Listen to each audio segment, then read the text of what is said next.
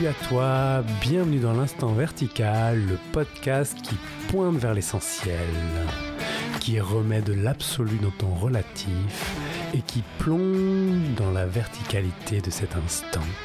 Installe-toi confortablement, ouvre grand tes oreilles et laisse-toi inspirer par l'épisode qui va suivre. En attendant, je te laisse à l'épisode qui va suivre après un court instant de silence.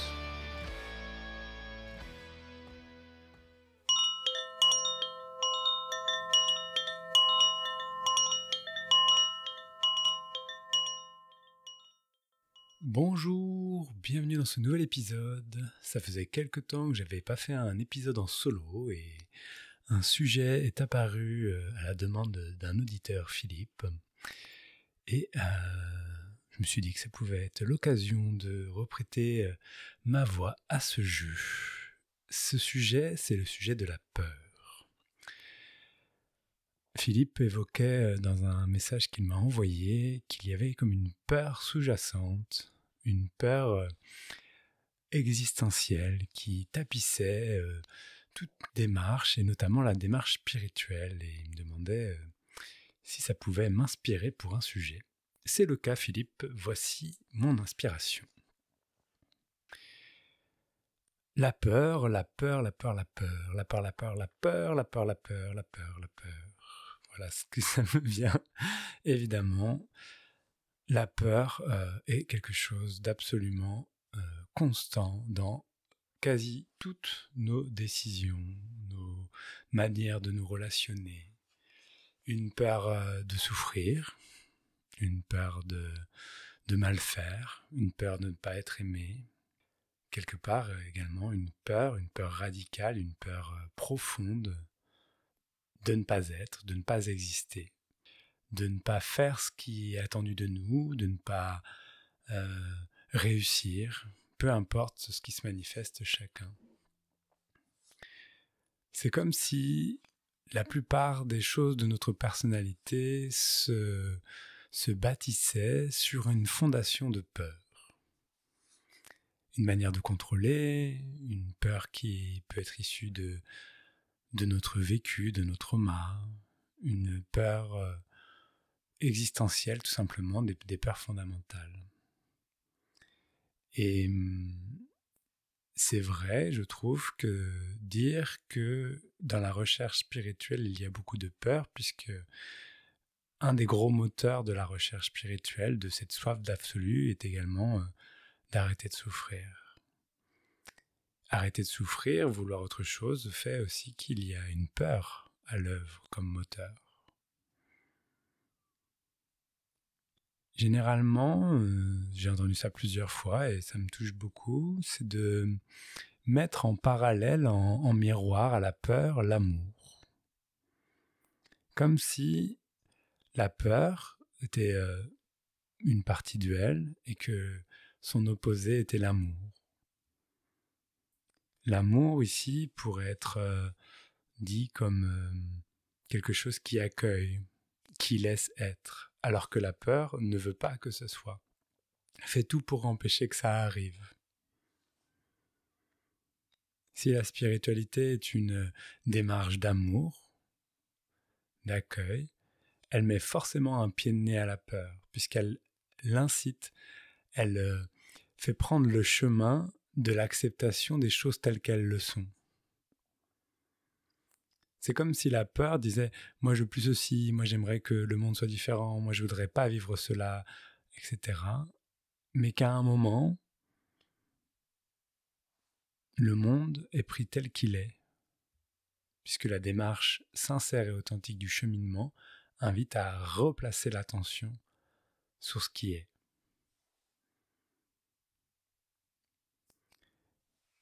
La peur est également quelque chose qui peut être observé comme une manifestation, une simple manifestation.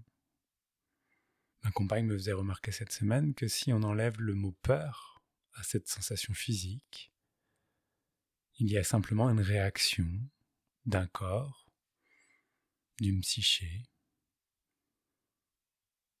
et qu'en soi ce n'est absolument pas un problème qu'il y ait cette réaction.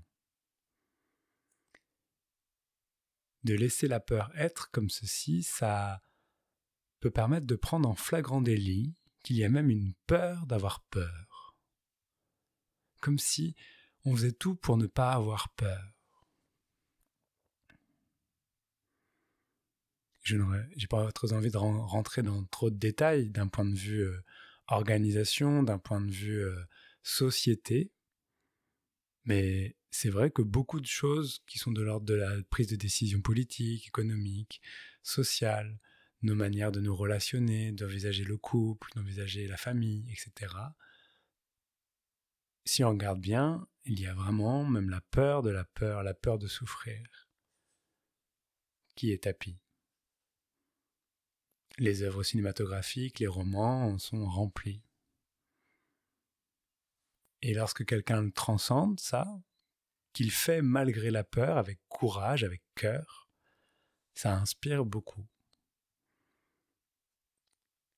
C'est donc comme particularité, j'aurais envie de pointer que le cheminement spirituel demande donc du courage. Le courage de prendre la peur telle qu'elle est, de vivre la peur également. Il y a des traditions où on reconnaît un gardien sur le seuil. Il est dit que lorsque personne ne passe la porte sans porte, il y a un gardien sur le seuil.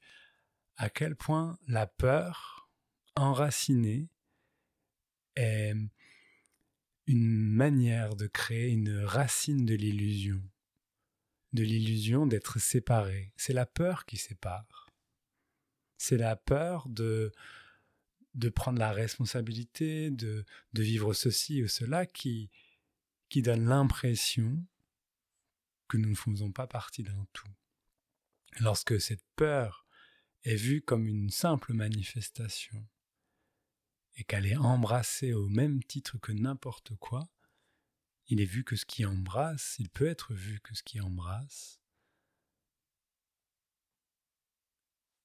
c'est aussi la peur, c'est aussi l'amour, c'est absolument tout. La peur, c'est un super moteur, à condition qu'elle soit prise comme quelque chose de constructif. Et lorsque la peur devient vraiment chronique, devient quelque chose de compulsionnel très très actif, il y a même des montées de peur très fortes avec des crises de peur, des crises d'angoisse, des crises d'anxiété. Ça peut être une porte d'entrée très vivante pour vraiment se confronter à cette sensation physique, à cette sensation psycho-émotionnelle qui se manifeste telle qu'elle est. Est-ce que cette peur peut être accueillie pleinement, totalement? Est-ce que cette peur peut traverser telle qu'elle a besoin de traverser, qu'elle puisse être vue telle qu'elle est? Voici une question que j'ai envie de poser. À quel point ce qui se manifeste peut se manifester tel que c'est? Oui, ça fait peur. Et est-ce que c'est un problème que ça fasse peur? Est-ce que le fait juste d'avoir peur, ou d'avoir peur de la peur, ne vient pas d'une accroche sur quelque chose de passé? Que ce passé, révolu, n'est-il pas réalimenté dans le présent constamment et se projeter dans chaque chose qui donne cette impression de vivre une boucle? Et il y a énormément de pratiques aujourd'hui thérapeutiques qui invitent à prendre les choses telles qu'elles le sont et à se laisser traverser par la sensation physique, à observer les choses telles qu'elles le sont. Cela demande de laisser passer les sensations, peut-être de désétiqueter, enlever les étiquettes. Peut-être même que le mot peur est en trop. Et si on revenait simplement poser l'attention consciente sur les sensations?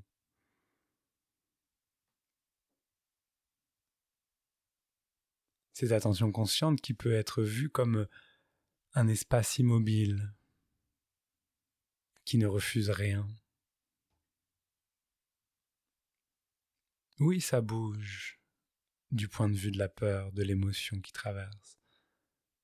Mais ça bouge dans quelque chose qui est immobile.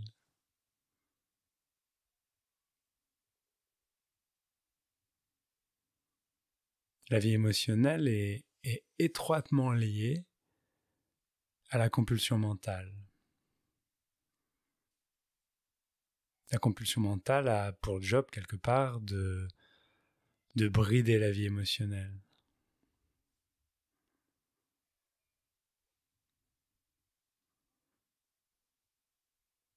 Si l'émotion n'est plus bridée, puisque le regard permet que ce qui bride devienne transparent, se laisse traverser, s'éclaircit, apporte lumière. Lumière dans le sens il éclaire, il rend visible, il remet du mouvement. La compulsion n'a plus lieu d'être. Et au final, il n'y a pas grand-chose à faire pour cela. Il suffit simplement de reporter son attention vers ce qui est ressenti réellement, d'essayer d'arrêter de faire un déni de la peur. Oui, ça fout les jetons de se dire qu'on a peur, mais c'est la peur de la peur. De prendre en flagrant délit tous les mécaniques qui invitent à ne pas regarder cette peur en face. Dans les films, généralement, dans les citations un peu rigolotes et un peu stéréotypées, on dit « Oui, tu as peur, mais tu vas y arriver quand même, tu vas faire preuve de courage. » Et oui, il n'y aurait pas de courage sans la peur. Eh bien, si la démarche du cheminement spirituel invite à regarder les choses telles qu'elles sont, c'est regarder ne veut pas dire du tout donner des raisons ou des explications pour comprendre.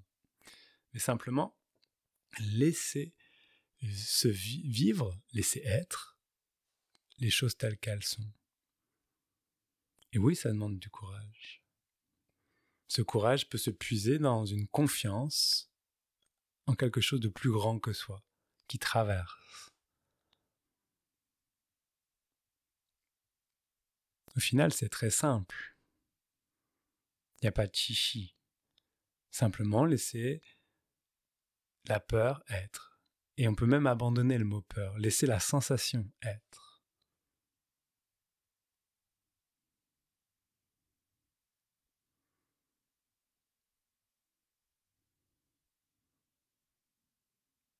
Cette sensation va sûrement activer également la compulsion mentale avec les histoires à laquelle on s'accroche, avec les problèmes qui sont associés à cette émotion, cette mécanique. Mais si tout est vu, tout est accueilli en temps réel, dans l'instant, et refait autant que fois nécessaire, puisqu'au final, ça peut revenir, et il n'y a aucun problème à ça. À un moment, ça s'effondre. C'est ce qu'on appelle la libération. Ça demande d'aller regarder vraiment l'émotion. Ça peut vouloir dire aussi de la laisser traverser si elle a besoin de traverser, et de même l'exprimer si c'est nécessaire, peu importe. Mais là-dedans, c'est pas l'expression qui est la plus importante, c'est le fait qu'elle soit vue avec un grand V, qu'elle soit reconnue en tant que mouvement, libre de toute histoire.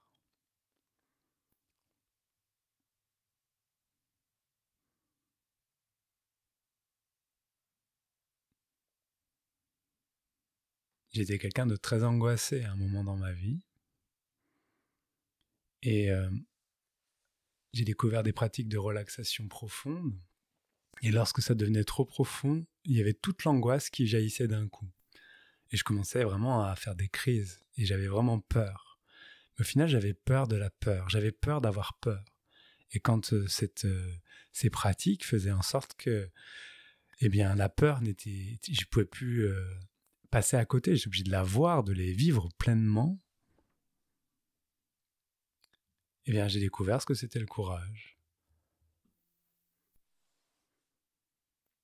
Il y a comme une sorte de choix qui s'est offert à moi. Soit je décidais de faire comme si de rien n'était et j'arrêtais ce que j'étais en train de faire, c'est pratique. Et la deuxième option était j'y vais et j'y vais comme je peux. Bon, c'est une illusion de choix puisque ma démarche m'invitait clairement à prendre les choses telles qu'elles le sont. Mais d'avoir fait ce choix m'a donné du cœur. J'ai mis du cœur à l'ouvrage.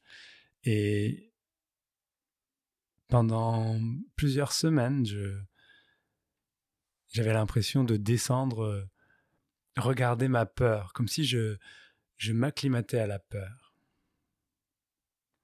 Et au final, je me suis rendu compte que c'était la peur de la peur qui faisait qu'il y avait déni, qui faisait que je vivais avec quelque chose basé sur la peur, tout en le sachant et tout en ne voulant pas le voir. Lorsque cette reconnaissance de la peur, cette manière d'apprivoiser la peur a fait son job, elle a totalement disparu. Et j'ai goûté à la vie sans peur pendant quelques jours. Et c'était magique. Mais ça m'a surtout servi de pilier, de jalon très fort sur lequel cette sensation de transcendance était totalement disponible. J'avais pas l'impression d'avoir fait quelque chose. J'avais eu l'impression d'avoir juste fait preuve de courage et d'avoir osé y aller en étant totalement ouvert sur ce qui se passait. Et qu'au final, ça a donné un résultat à laquelle je ne m'attendais pas. Puisque dès que je commençais à projeter, c'était que pas à travers la peur. Voilà, ça fait partie également de la démarche spirituelle, je trouve. De s'abandonner à ce qu'on ne connaît pas, puisqu'on ne sait pas. Et tout cela, je l'ai aussi vécu dans une grande intimité. C'était moi avec moi-même. À ce moment-là, j'ai pas ressenti le besoin d'aller chercher du soutien. Ça aurait pu venir, mais c'est pas venu. C'était vraiment une réappropriation de la peur. C'est un bon moteur pour moi. De voir où ça a peur. Que la peur puisse se manifester telle qu'elle est. Donc au final, ce n'est qu'une sensation physique, parmi d'autres.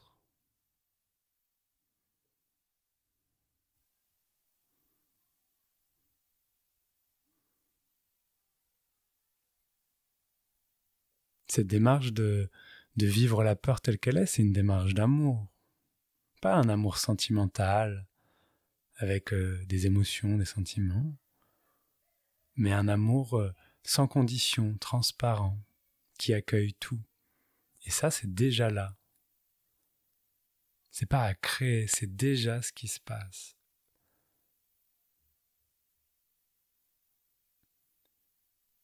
Le fait d'avoir peur est accueilli, le fait d'avoir peur de la peur est accueilli, il n'y a ni jugement. Lorsque les jugements ou la sensation qu'on doit faire quelque chose est là, c'est que il y a de la pensée, il y a des histoires à laquelle on croit qui se mettent en couche dessus. Mais c'est déjà là cet amour. Et revenir à laisser la peur être telle qu'elle est, comme une sensation physique, même abandonner même l'étiquette de la peur, c'est regoûter à cet amour inconditionnel qui est déjà là. Cette transparence absolue, cette bonté fondamentale. C'est déjà là.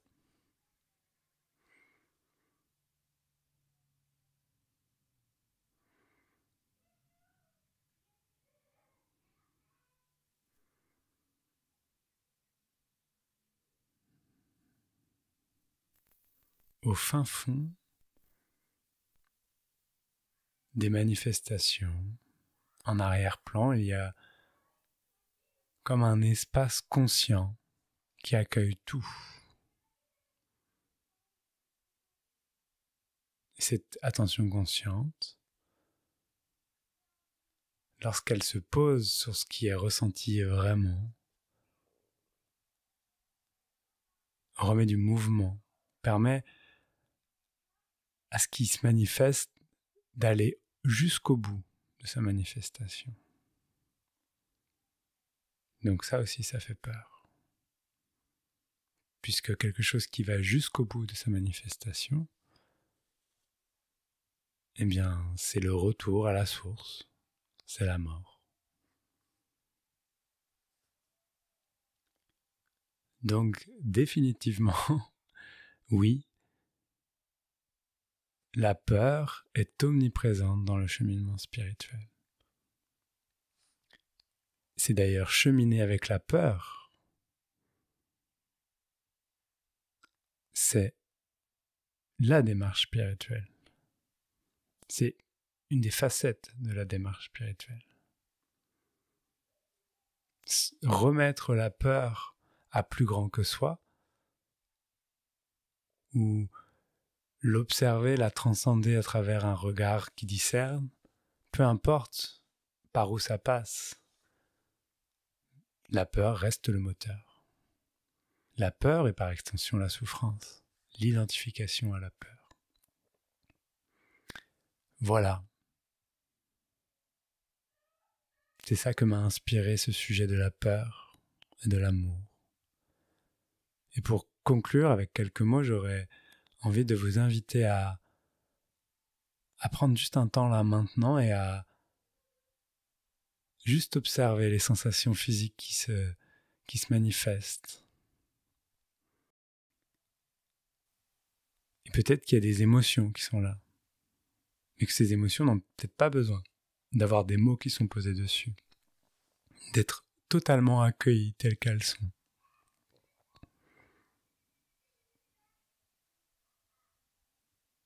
Peu importe le résultat. Et d'observer s'il y a des levées de boucliers. Ça aussi, ça peut être accueilli. D'observer si ça bouge. D'observer les muscles, les tensions, les relâchements de la circulation. Et les tentatives d'histoires qui essaient de se coller dessus. Réfutons les histoires et gardons une attention consciente sur ce qui se passe.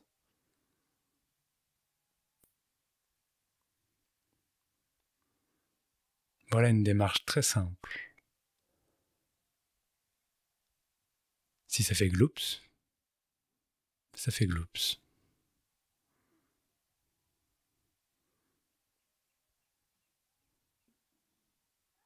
Si ça fait pas gloups, ça fait pas gloups.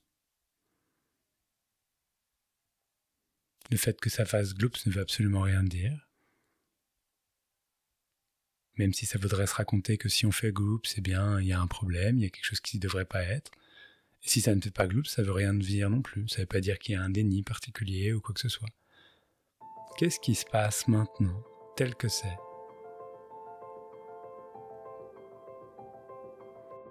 Voilà ma proposition.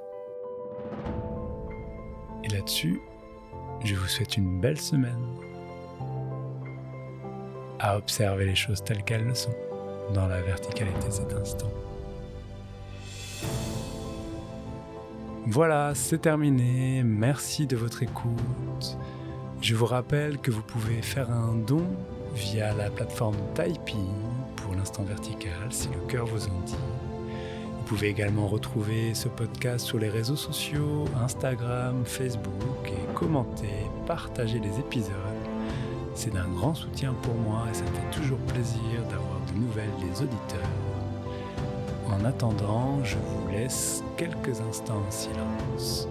Profitez.